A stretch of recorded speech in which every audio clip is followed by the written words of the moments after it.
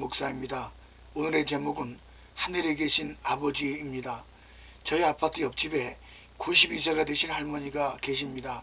연세에 비해 얼굴이 고우시며 언행심사에 사려 깊은 생각과 행동으로 항상 품위가 있으신 그런 분이십니다. 마음 씀씀이도 넉넉하셔서 상대를 배려하심으로 이웃과 노인 중에서도 존경받으시는 그런 분입니다. 할머니께서 교회를 나오시게 되었는데 성함을 여쭤보니 김원통이라고 하시기에 이름이 이상했습니다. 제가 웃으면서 할머니 성함이 이상해요.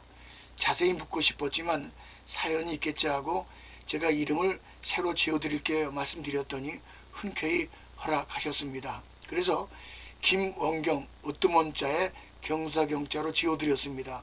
이름의 뜻을 설명하면서 이제 하나님의 딸로서 범사에 경사스러운 일에 으뜸되시라는 말씀을 드리니 마음에 들었고 부르기도 예쁘다고 무척 좋아하셨습니다. 그렇게 근 1년을 지냈습니다. 그러던 어느 날 이름의 사연에 대해 가슴 뭉클한 이야기를 전해 들었습니다. 제 생각은 아마 아버지가 아들을 기다렸는데 딸을 낳아서 원통이라는 이름을 지어준 것이 아닌가 그렇게 생각을 했었습니다. 그러나 뜻밖에도 기막힌 사연이 있었습니다. 할머니가 세상에 태어났을 때 아버지는 이미 돌아가셔서 이 땅에 안이 계셨던 겁니다. 즉 아기는 유복자로 태어난 것입니다. 이 얼마나 애통한 일입니까? 홀로 된 어머니는 자신도 서럽고 피똥이도 불쌍해서 애통한 심정을 가눌 길이 없어서 이름을 그렇게 짓게 된 것이라는 겁니다. 아기가 자라면서 얼마나 아버지를 그리워했겠습니까? 남들 다 부르는 아버지를 한 번도 부르지 못한 채 성장했던 겁니다. 가엾게도 아버지라는 단어를 모르고 산 겁니다. 그 기막히고 아픈 심정은 무엇으로 다 표현하겠습니까?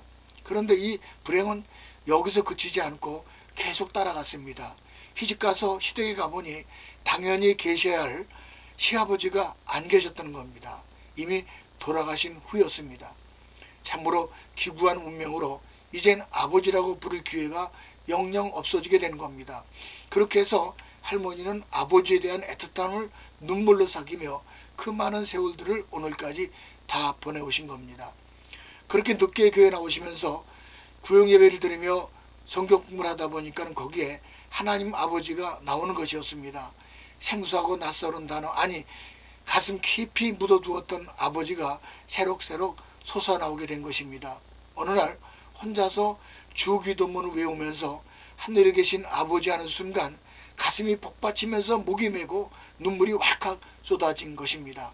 아버지 되뇌이고 또 되뇌이며 그렇게 해서 가슴 깊이 숨겨졌던 응어리 아버지를 향한 사랑을 남다르게 체험하게 된 것입니다. 김원경 성도님 마침내 하나님의 자녀로서 살아계신 하나님을 아버지로 모시고 살게 된 것입니다. 사랑하는 이들이여, 오늘은 예수님이 가르쳐 주신 주기도문의 하늘에 계신 아버지여를 생각해 보겠습니다. 아버지, 이것은 기도의 대상 인격을 가지신 분이라는 것을 뜻합니다. 인간이 접근할 수 없는 미지의 신이 아니라 살아계신 하나님 아버지라는 사실입니다. 아버지는 두 가지를 가르쳐 줍니다. 첫째는 아버지는 생명의 근원입니다. 우리 육신의 출발은 모두 아버지께로부터 온 것처럼 모든 인간의 출발은 바로 창조주 하나님 아버지로부터 시작된 것입니다.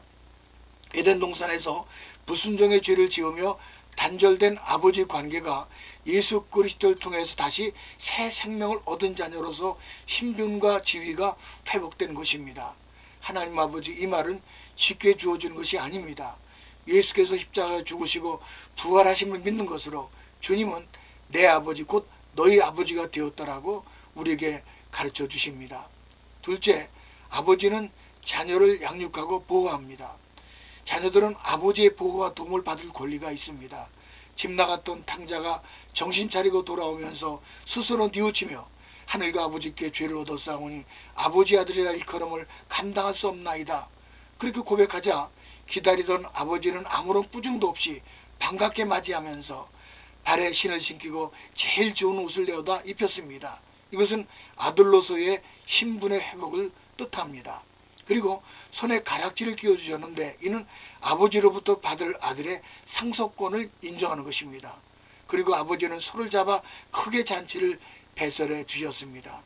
이제 누가 그렇다는 것이 아니라 여러분들이 김원경 할머니처럼 하나님을 아버지로 불렀으면 참 좋겠습니다. 잃었던 생명을 되찾고 아버지의 돌보심으로 풍성한 삶을 다 사시기를 축복합니다. 다음에 또 뵙기를 원하며 부산에서 드립니다.